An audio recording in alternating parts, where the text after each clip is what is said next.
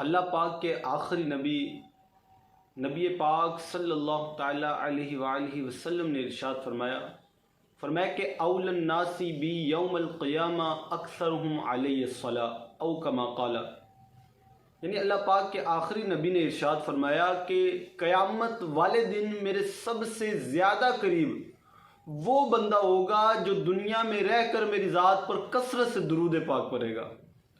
تو شاعر نے کیا خوب لکھا، شاعر لکھتا ہے کہ ایک یہ جہاں ایک وہ جہاں، ان دو جہاں کے ہے درمیاں بس فاصلہ ایک سانس کا، جو چل رہی تو یہ جہاں، جو نہ چلے تو وہ جہاں، اور ان سانسوں کی مالا میں موتی پرولو درود کے، پھر ہو چاہے یہ جہاں چاہے وہ جہاں، ساتھ ہوں گے تاجدار دو جہاں۔ دیکھیں درود پڑھیں گے، یہ جو دنیا ہے یہ جہاں ہے اس میں تو وارے نیارے ہیں، اور قیامت والے دن، قیامت دوسرا جو جہاں ہے اس میں نبی پاک صلی اللہ علیہ وسلم خود فرما رہے ہیں کہ قیامت والے دن میرے ساتھ ہوگا، اور جو نبی پاک صلی اللہ تعالیٰ علیہ وسلم کے دامن میں ہو اس کو پھر کیسے کوئی پکڑے گا، کیسے اس کو آگ میں پھینکیں گے۔ تو اللہ تبارک تعالیٰ ہمیں درود پاک کی کثرت کرنے کی توفیق عطا فرمائے۔ میرے میٹھے اور پیارے اسلام بھائیو، آج کا جو موضوع ہے وہ بہت ہی اہم موضوع ہے۔ یہ کہہ لیں کہ ہر خاص عام کے لیے، ہر چھوٹے اور بڑے کے لیے اس موضوع کا، اس چیز کا جاننا ضروری ہے، اور وہ کیا ہے؟ وہ ہے عقیدہ۔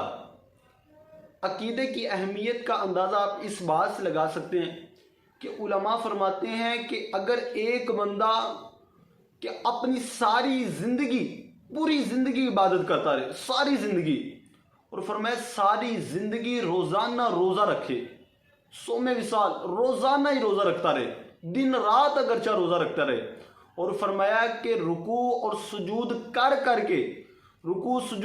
کر کے اپنی کمر کو ٹیڑھی کر لے، اور فرمایا کہ اس نے پوری زندگی اگر بستر پہ اپنی کمر بھی نہ لگائی، اللہ کی اتنی عبادت کی ہو، آپ اندازہ لگائیں کتنی وہ بندہ عبادت کر رہا ہوگا جس کا یہ صفات ہوں گی۔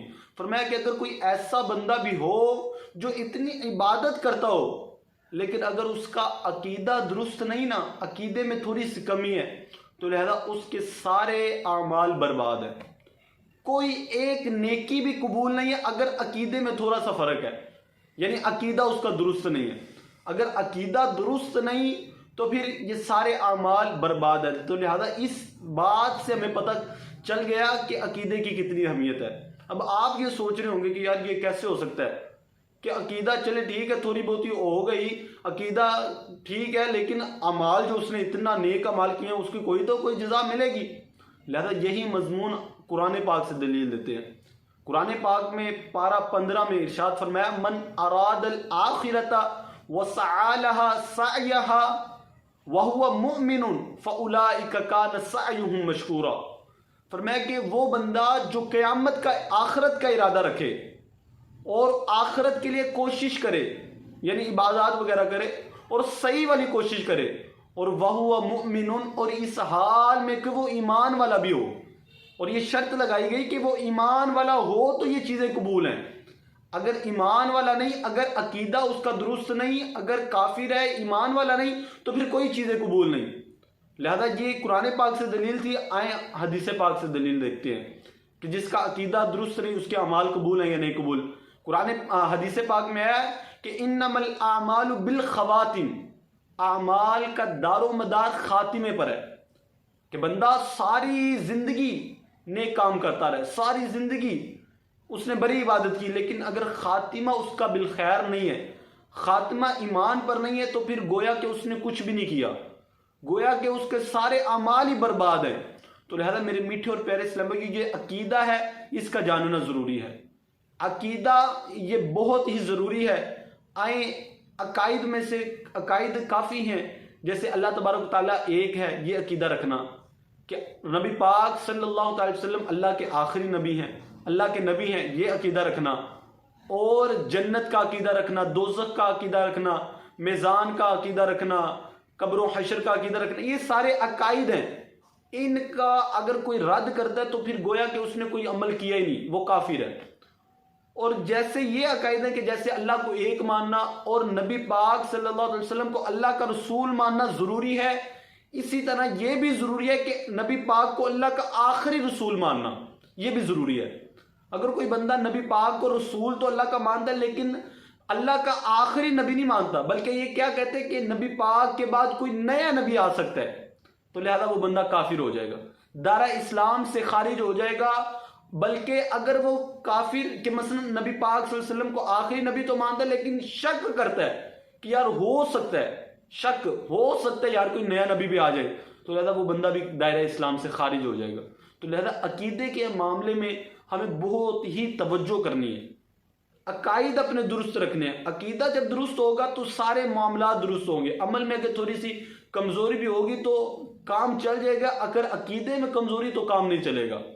تو لہذا یہ جو خاتم النبیین ہے، آج الحمدللہ 7 ستمبر یوم تحفظ ختم نبوت ہے، آج یہ دن ہے۔ تو آج کے دن جو قادیانی ہے، مرزا ہے غلام احمد قادیانی، جس نے نبوت کا دعویٰ کیا تھا، آج کے دن اس پر کفر کا فتویٰ لگا تھا، اور آج کے دن یہ آئین میں بل پاس ہوا تھا کہ جو نیا نبی، جو کوئی نبوت کا دعویٰ کرے گا لہذا وہ کافر ہے، اس کو اپنے جو دین ہے اس کی اشاعت کرنے کی اجازت نہیں ہے۔ تو لہذا ہم نے عقیدہ کیا رکھنا ہے کہ نبی پاک اللہ کے آخری نبی ہے۔ لہذا یہ جو چیزیں ہوتی ہیں نا، عقیدہ یہ 4 جگہوں سے ثابت ہوتا ہے۔ نمبر 1، یا تو قرآن سے ثابت ہوگا، یا حدیث سے ثابت ہوگا، یا سواد اعظم سے ثابت ہوگا، یا دلیل عقل صحیح سے ثابت ہوگا۔ اور جو عقیدہ ختم نبوت ہے یہ 4 جگہوں سے ثابت ہے۔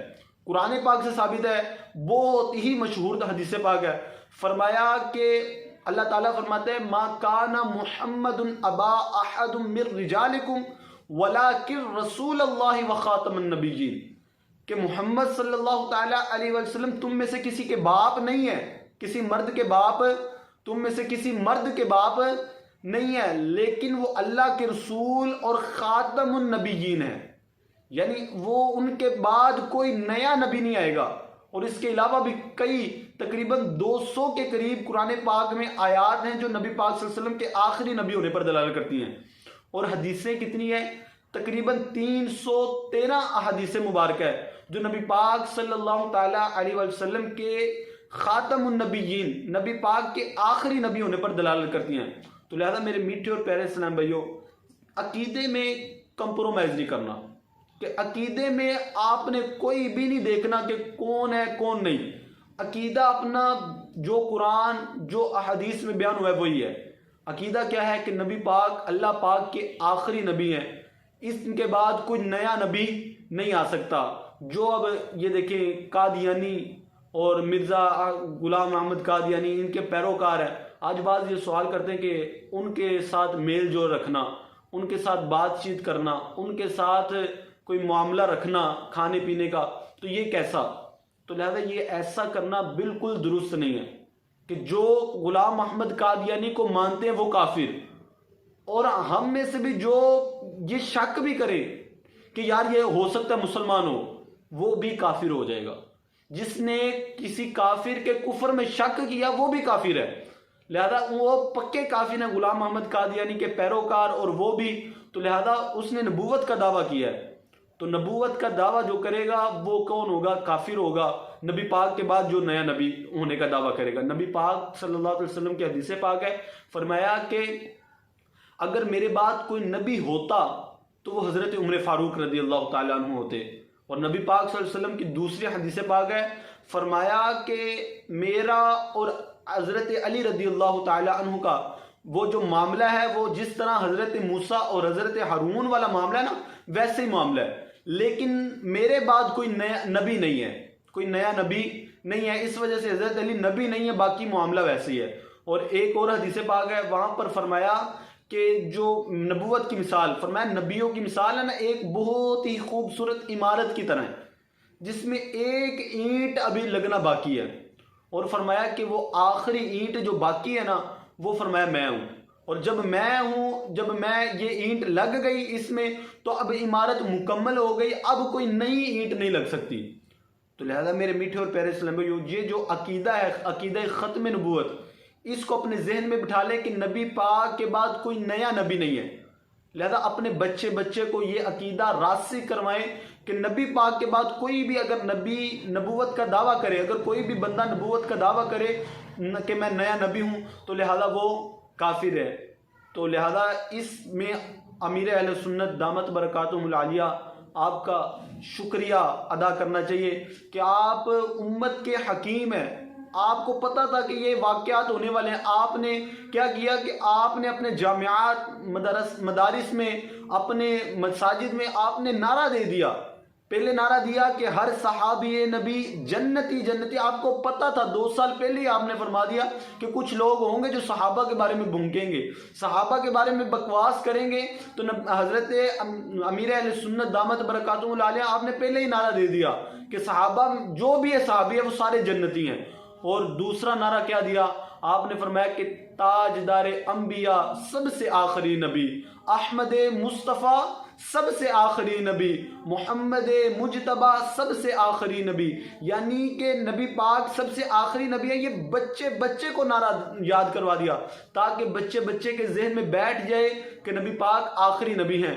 تو میرے میٹھے اور پیارے اسلام بھائیو، ہمیں بھی اپنے بچوں کو یہ سکھائیں کہ نبی پاک اللہ پاک کے آخری نبی ہیں، اور عقیدہ ختم نبوت میں کوئی کمپرومائز نہیں، کوئی بھی عقیدہ اس میں کمپرومائز نہیں کرنا کہ جیسے اللہ ایک ہے، بلا شبہ اللہ ایک ہے۔ اگر کوئی کہتا ہے کہ اللہ 2 ہیں، ہم اس کی بات ہی نہیں مان لیں گے۔ اگر کوئی کہے کہ نبی پاک اللہ کے رسول نہیں، ہم ان کی بات ہی نہیں مانیں گے کہ نبی پاک صلی اللہ علیہ وسلم اللہ کے رسول ہیں۔